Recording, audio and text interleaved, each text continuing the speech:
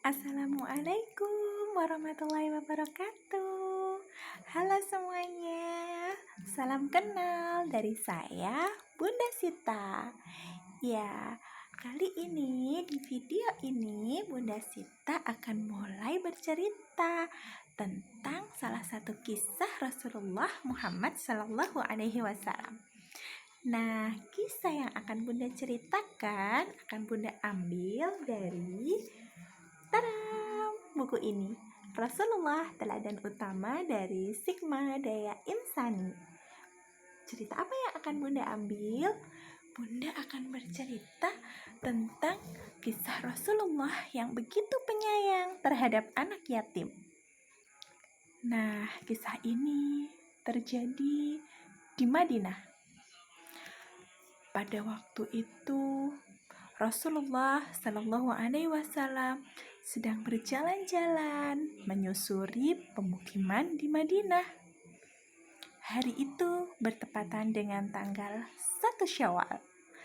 Teman-teman tentu tahu kan ya, 1 Syawal bertepatan dengan hari apa? Ya, betul sekali. 1 Syawal bertepatan dengan Hari Raya Idul Fitri. Nah, apa yang terjadi pada Hari Raya Idul Fitri?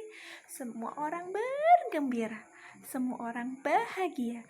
Anak-anak tertawa riang, bermain-main bersama teman-temannya. Mereka mengenakan pakaian terbaiknya. Rasulullah begitu gembira menyaksikan kegembiraan umatnya. Nah, sampai pada akhirnya Rasulullah memandang ke tepian lapangan. Rasulullah melihat ada seorang anak laki-laki yang duduk sendirian. Lalu perlahan-lahan Rasulullah berjalan menuju anak itu. Rasulullah dekati anak itu. Rasulullah memperhatikan anak itu. Kemudian Rasulullah bertanya, "Sedang apa, Nak?" Seperti itu, dengan suara lembutnya. Anak itu kemudian mendongak, menengadahkan kepalanya. Ia memandang Rasulullah. Allah, hati Rasulullah berdesir. Hati Rasulullah sungguh pilu. Ia menyaksikan seorang anak laki-laki dalam keadaan yang sungguh kumal. Bajunya compang-camping, rambutnya kusut masai, kulitnya hitam terpapar matahari. Kemudian Rasulullah bertanya kembali kepada anak itu, "Ada apa, Nak Solih? Kenapa kau menangis?" Anak itu terus saja diam. Kemudian Rasulullah membelai kepalanya. Rasulullah terus meminta anak itu dengan lembut untuk mengatakan isi hatinya. Akhirnya anak itu merasa tentram ketika ada seorang yang memperhatikannya, membelai rambutnya dan bertanya dengan lembut kepadanya. Ia menengadah, memandang wajah Rasulullah yang mulia. Ia mulai menangis. "Aku sudah tidak punya ayah.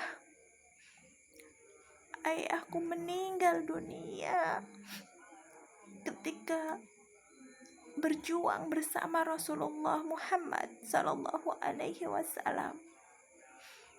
Lalu ibuku menikah lagi, tapi keluarga kami kerampokan hingga tak punya apa-apa. Suami ibuku mengusirku."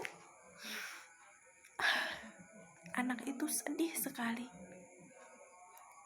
Rasulullah pun ikut sedih mendengarnya. Kemudian dia bercerita kembali sambil memandang ke arah lapangan di mana teman-temannya sedang bermain dengan riang. "Teman-temanku bermain dengan gembira. Mereka memakai pakaian yang bagus. Mereka punya makan makanan enak untuk disantap. Mereka punya keluarga yang menyayangi mereka. Sedangkan aku tak punya apa-apa. Aku tak punya baju baru. Bahkan untuk makan pun aku tak punya. Dan aku tidak punya tempat untuk pulang. Begitu sedih Rasulullah mendengarnya. Lalu Rasulullah menghibur anak itu. Wahai anak solih, janganlah bersedih. Aku pun juga tidak punya ayah dan ibu saat masih kecil sepertimu. Anak itu kaget. Benarkah ada orang yang senasib denganku? Kemudian Rasulullah tersenyum terhadap anak itu sambil berkata, wahai anakku, kalau aku menjadi ayahmu, Aisyah menjadi ibumu, dan Fatimah menjadi saudaramu, apakah kau akan bahagia? Dengan secepatnya anak itu mengangguk. Anak itu menyetujui dia akan bahagia. Lalu Rasulullah menggandeng tangan anak itu. Dibawanya anak laki-laki itu ke rumahnya, lalu menyampaikan kepada istri beliau, wahai Aisyah, terimalah anak ini menjadi anakmu. Bagaimana reaksi Ibunda Aisyah? Ibunda Aisyah tersenyum. Lalu dipeluknya anak itu. Kemarilah nak, mari kita berganti pakaian. Mandilah dulu. Anak itu dimandikan. Anak itu diberi pakaian yang baik.